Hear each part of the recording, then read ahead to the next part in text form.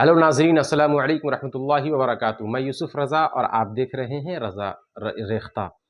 नाजरीन, एक नई वीडियो के साथ उर्दू कवायद के साथ हाजिर हूँ और उम्मीद करता हूँ कि आप बखैर होंगे। तो वीडियो का आगाज़ करने से पहले आपसे एक इल्तिमास है, रिक्वेस्ट है कि अगर आप चैनल पर नए हैं तो चैनल को सब्सक्राइब करें और वीडियो के आखिर तक बने रहें। इंशाअल्लाह जो भी इस्म और फ़ेल आज समझने वाले हैं बहुत अच्छे से समझ में आएगा, यही आपसे उम्मीद करते हैं। तो आज देखेंगे कि इस्म, फ़ेल और हर्फ, ये इस्म और फ़ेल और हर्फ, इससे पहले गुज़िश्ता वीडियो में चूँकि मैंने लफ्ज़ की किस्में जो है वो वीडियो अपलोड कर दिया है। जैसा कि मैंने बताया था कि लफ्ज़ की दो किस्में हैं, मौज़ू और मुहमल, है ना। मौज़ू जिसका कोई ना कोई माना हो उसी को कलिमा कहते हैं, उसी को कलिमा कहते हैं। और कलिमा की तीन किस्में यही है, इस्म, फ़ेल और हर्फ। कलिमा की तीन किस्में हैं, आप याद रखेंगे। कलिमा की तीन किस्में हैं, इस्म, फ़ेल और हर्फ। आज उसी को अच्छे से समझेंगे।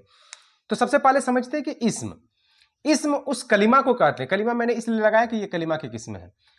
इस्म उस कलिमा को कहते हैं जिससे किसी फर्द, चीज या जगह के नाम का इल्म हो, उसे इस्म कहते हैं।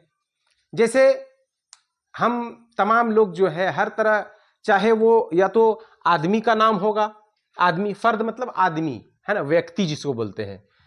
आदमी का नाम होगा, या तो किसी चीज का नाम होगा, या फिर किसी जगह का नाम। यही तीन चीजों का नाम को जो है वो इस्म कहा जाता है। अगर हम देखें तो इस्म से हर तरफ से हम घिरे हुए हैं। ये कलम जिसे हम यूज कर रहे हैं, इस्तेमाल कर रहे हैं, ये इस्म है। ये टोपी, ये चश्मा, ये बोर्ड, है ना, ये घर, ये स्कूल, है ना, ये मोबाइल, ये टीवी, ये सब का सब जो है वो इस्म है। क्योंकि या तो वो कोई ना कोई चीज का नाम है, या तो फिर कोई ना कोई मतलब शख्सियत की नाम है, कोई आदमी का नाम है, या फिर कोई ना कोई जगह का नाम है।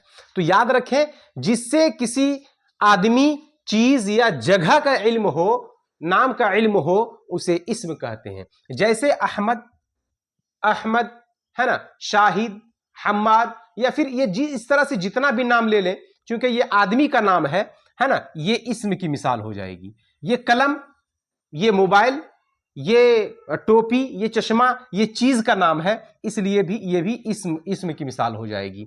ये पटना, ये भागलपुर, ये बांका, है ना, ये दिल्ली, ये कलकत्ता, ये मुंबई, ये सारा का सारा जो है ये जगह के नाम को दर्शा रहा है, जगह के नाम को बता रहा है, इसलिए ये इस्म की मिसाल हो जाएगी। किसकी मिसाल हो जाएगी? इस्म की मिसाल हो जाएगी। इसी तरह उसके बाद हम लोग समझते हैं फेल। क्या समझते हैं? फेल। फेल यूं तो आमतौर पर काम को कहते हैं, है ना। जैसे ही फेल का नाम आया मतलब कोई ना कोई काम होगा, तो उसकी तारीफ हम लोग यूं करेंगे कि फेल उस कलिमा को कहते हैं, क्योंकि ये भी कलिमा की किस्में हैं। कलिमा की तीन किस्में, जैसा कि मैंने बताया। कलिमा, फेल उस कलिमा को कहते हैं जिससे किसी काम का होना या करना मालूम हो, जिससे किसी काम का होना या करना मालूम हो, है ना, उसे फेल कहते हैं। जैसे मैं अभी पढ़ा रहा हूं, तो ये मेरा पढ़ाना जो है कोई ना कोई काम हो रहा है ना। जैसे मैं आपसे बातें कर रहा हूं, तो ये बातें करना जो है ये कोई ना कोई काम हो रहा है ना। जैसे मैं टहल रहा हूं, तो यहां काम जो है वो टहलना हो रहा है। तो ये जब कोई किसी काम का होना या करना पाया जाए तो याद रखें उसे फेल कहेंगे, उसे फेल कहेंगे, है ना। ये जो मैं बोल रहा हूं, ये मेरा बोलना, ये मेरा देखना, है ना, ये मेरा चलना फिरना, है ना, सोना जागना, उठना बैठना, ये क्या है? ये सब का सब जो है वो फेल की मिसाल है, इसे आप याद रखेंगे।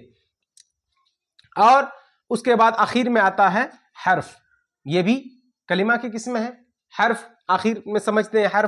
हर्फ उस कलिमा को कहते हैं, हर्फ उस कलिमा को कहते हैं जो अपना माना बताने में इस्म और फेल का मोहताज हो, इस्म और फेल का मोहताज हो। मतलब ये है कि हर्फ जो है बगैर इस्म और फेल के सहारा लिए हुए जो है वो अपना माना नहीं बता सकता है, वो अपना माना बताने में جو ہے وہ اب استطاعت اس کے اندر نہیں ہے کہ جب تک وہ اسم اور فعل سے نہ ملے اپنا معنی نہ بتا پائے. اب مثال کے طور پر ہم سمجھتے ہیں جیسے ایک لفظ ہے سے، جیسے ہے کو، جیسے ہے پر.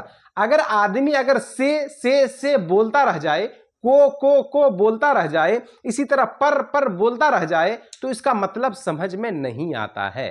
اس کا مطلب سمجھ میں نہیں آتا ہے اور نہیں آئے گا جب تک کہ اس کے ساتھ کوئی اسم نہ ملا دیں. اس کے ساتھ جیسے ہی ہم سے کے ساتھ اگر ایک اسم ملا دیں، بازار سے، بازار سے، تو جو ہے اب اس کا مطلب جو ہے واضح ہونا شروع ہو گیا کہ کہیں نہ کہیں کچھ کہنا چاہ رہا ہے کہ بازار سے کوئی آ رہا ہے نا، یا بازار سے کوئی چیز آ رہی ہے. تو اب اس کا مطلب جو ہے سمجھ میں آنے لگا.